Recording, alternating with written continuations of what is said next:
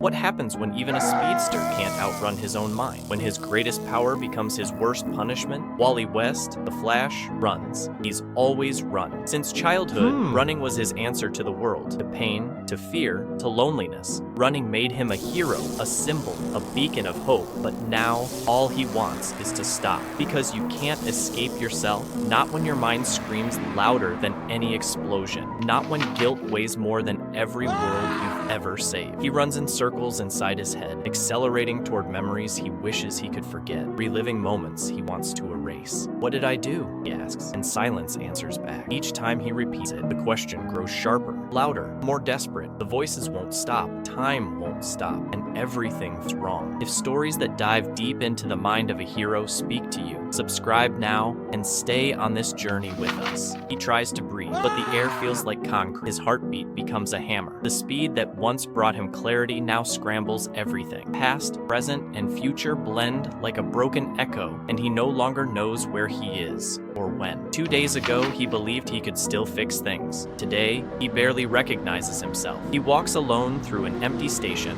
cold metal rails stretching into nowhere. No train comes, no voice calls, no relief arrives. He knows where he is, geographically, but that means nothing when what's truly lost is identity. Not knowing who you are hurts more than any battle he's ever fought. The rails aren't just steel. They're a cruel metaphor for life that keeps moving, indifferent to the pain of those left behind. The world keeps turning. People keep living. And Wally is suspended in a time that exists only inside him. The shadows follow him, living memories, whispering failures, wrong decisions, irreversible consequences. He relives every moment, every choice, every second he thought he was doing the right thing, but wasn't. Time, once his greatest ally, now crushes him under the weight of infinite alternate realities. No matter how many times he tries to go back, to run, to restart, some things even a speedster can't. His mind, once capable of calculating strategies in microseconds, is overloaded, frozen, spinning. It's like being trapped inside a broken machine,